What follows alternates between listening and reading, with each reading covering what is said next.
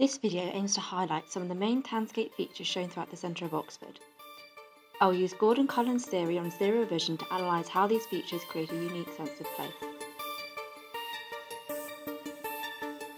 The route I will be exploring will be shown throughout the video, and starts on High Street near Merton Lane. Moving east, it then takes a right at St Mary's Passage to Radcliffe Square. A turning from the left of here takes my route down Brasenose Lane, which is followed by a right to move on to Tell Street. Moving along here leads to Broad Street, where I'll move east to finish outside the Sheldonian Theatre.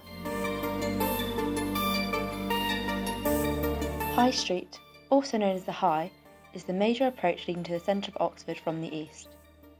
As it is one of the first things people travelling from this direction see, it is abundant in Townscape features.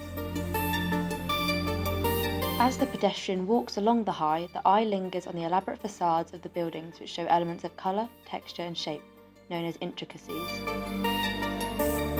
The form of the High is curved and the buildings are deflected, which creates a sense of there-ness. The eye is drawn along the road and is constantly searching for what is out of reach. This sense of there-ness is enhanced further by the spire of St Mary's Church, which acts as a distant focal point. The individual knows something is located in the distance and wants to reach it, creating a sense of anticipation as they draw closer to it. As St Mary's Passage is approached via High Street, it is partially hidden behind the branches of a nearby tree. The screening obstructs the view down the passage and creates mystery as the pedestrian moves towards it. This creates a sense of privacy as it insinuates this area is not used by many people. St Mary's Passage acts as a link between two spaces. This is achieved because it is much narrower compared to the High, so the buildings appear more imposing. This creates a pressure on the space and works to push the pedestrian through the area. The Radcliffe camera is partially obscured from this view and creates anticipation as the pedestrian approaches it. Immediately after leaving St Mary's Passage, the pedestrian is struck by the drama of the Radcliffe camera. Because of its enormity and stance, it is automatically the focal point of the space.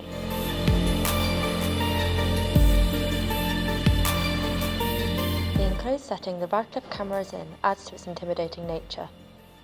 The pedestrian finds himself surrounded by imposing buildings on all sides, which creates an intimacy between those the space is shared with. The result is a space which pedestrians congregate around.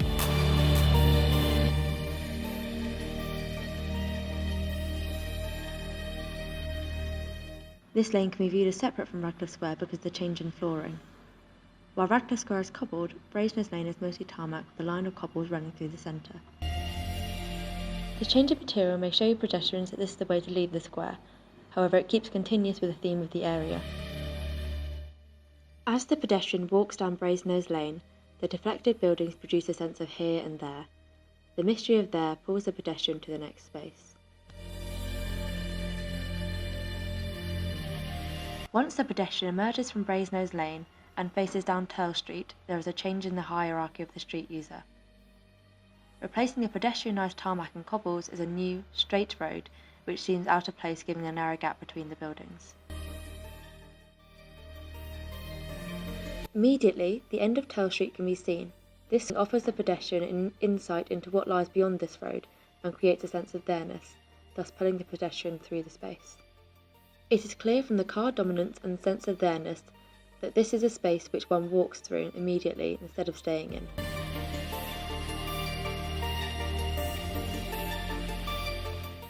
Immediately, the eye is drawn directly opposite Tell Street to the gates of Trinity College, which acts as a screen, only giving a partial view through to the ornate buildings and gardens beyond.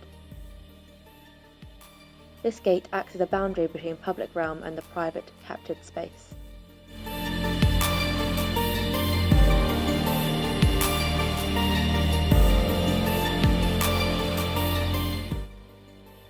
When facing the right of Broad Street, punctuation can be seen, as the Clarendon building obstructs the view down the road and the buildings beyond are only partially visible.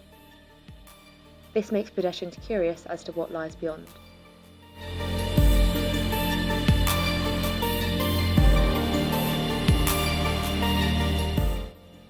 The steps that lead up to the Sheldonian Theatre add fanfare to entering a place, giving it a grand, superior feel. As discussed by Cullen, going upstairs indicates entering the unknown, which combined with the use of high gates, creates a feeling of excitement and anticipation for the pedestrian. Having looked at the townscape throughout Oxford, I can conclude that there are a number of features which help create a unique sense of place, such as there-ness, intricacy, and focal points. To progress my understanding of sense of place, I will incorporate these features into my Grand Pont design.